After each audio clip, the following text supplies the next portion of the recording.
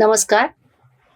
शुभ शकुनाचा संदेश घेऊन आलेली, दिव्यांचा उज्जित काळ दाखविणारी शुभ दीपावली.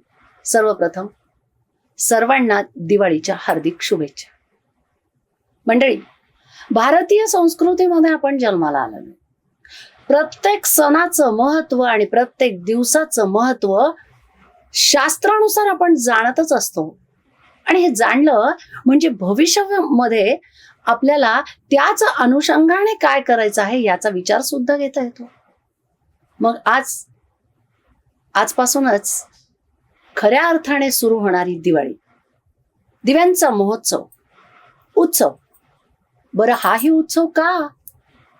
तर प्रत्यक्ष व्यासांनी आपल्या पूर्वजांनी आपल्यासाठी जे काय चांगलं काम केलेलं आहे, ते काम आपल्याला खूप काही देऊन गेलेलं आहे. मग त्यांचं स्मरण नको का करायला? आणि ते स्मरण करण्यासाठीच म्हणून हा आनंदोत्सव साजरा करण्याची प्रथा पाडलेली आहे. पहाटेच्या सुमारास दिवे लावून संध्याकाळी दिव्यांची आरास आणि ओव्यांच्या रूपाने त्या दिवे आपल्या घरासमोर तेजपुंज गतीनं दिसत राहावेत, हाच आनंद आपण पूर्वजांच्या दृष्टिकोनातून सुद्धा साजरा करणार. मग आजचा दिवाळीचा पहिला दिवस हो. नाव काय हो? गोवत्स द्वादशी, वसुबारस. मंडळी, या दिवशी करायचं काय आहे? या दिवशी प्रत्यक्षामध्ये वत्सासहित त्या गोमातेची पूजा करायची.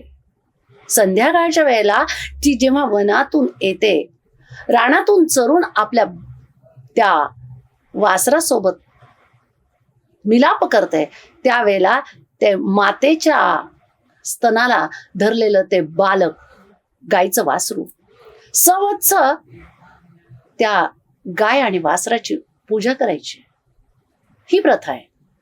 बरं, ते झाल्याबरोबर पूजा करत असताना सुद्धा गायीचे चरण धुवायचे, त्याला हळदी कुंकू व्हायचं आहे. आणि नंतर उडदाच्या डाळीचे किंवा आपल्या घरामध्ये जे पक्वान्न केलेलं असेल त्याचं नैवेद्य त्याला दाखवायचं आहे. आणि मंडळी, याच दिवसापासून खऱ्या अर्थाने दीपोत्सवाला सुरुवात होते. आकाशकंदील सुद्धा याच दिवशी लावला जातो. पण पुन्हा प्रश्न पडतो, वसुबारस, गायीची पूजा का हो? कारण संस्कृती समजावून घेत असताना का या प्रश्नाचं जोपर्यंत उत्तर आपल्या समोर येत नाही तोपर्यंत मनाला मानसिक समाधान नाही हो मिळणार. परंतु फार छान संस्कृती हो, म्हणूनच तर आपण अगदी नशीबवान आहोत. या भारतीय संस्कृतीमध्ये आपल्याला जन्म मिळालेला आहे. बघा,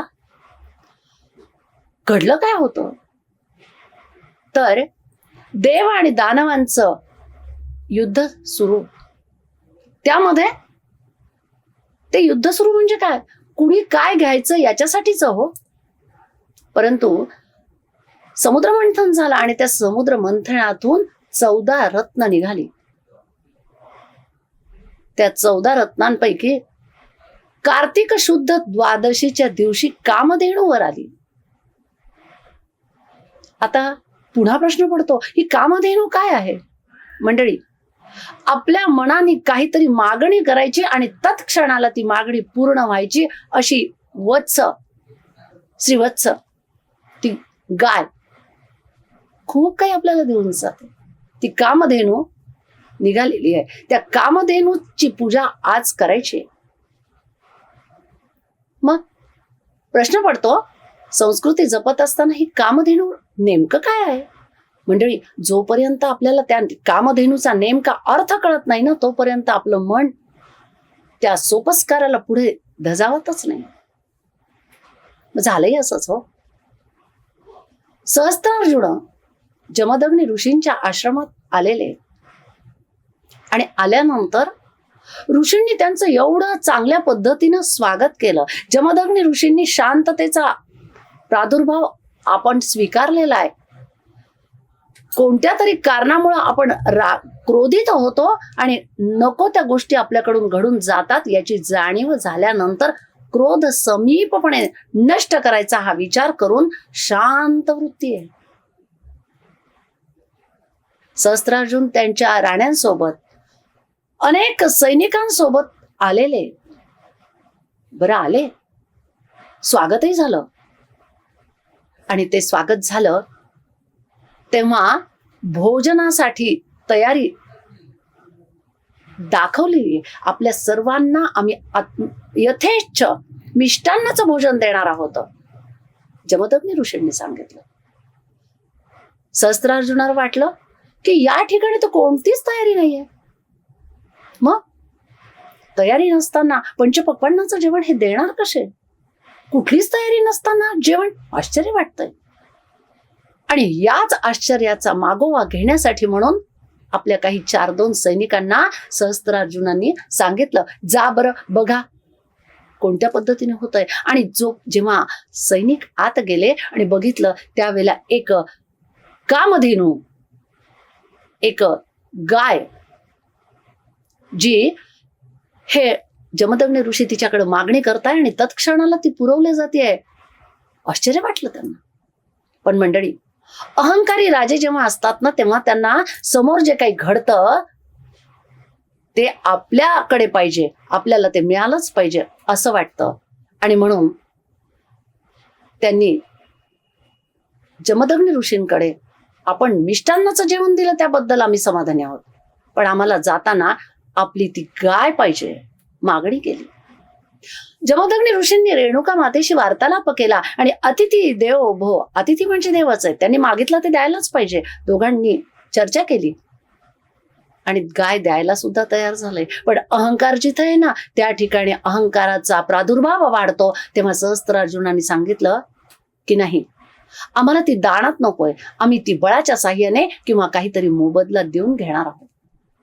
असो, ती गाय, कामधेनू जे काय पाहिजे ते आपल्याला मिळवून देते, एवढंच सहस्त्रार्जुनांनी पाहिलेलं होतं आणि ती आपल्याकडे असावी असा विचार त्यांच्या मनात आला होता. मंडळी, तीच कामधेनू आपल्या आज घराघरांमध्ये आहे.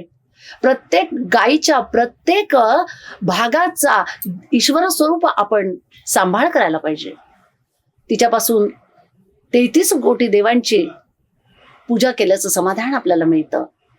शेणापासून, गोमूत्रापासून अनेक औषधी गुणधर्म असलेले अनेक प्रकार आपल्याला पाहावयास मिळतात.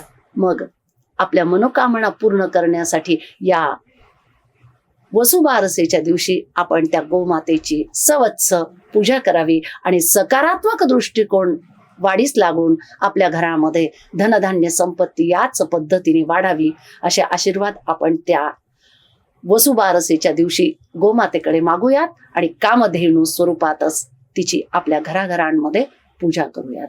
गोपाल कृष्ण भगवान की जय.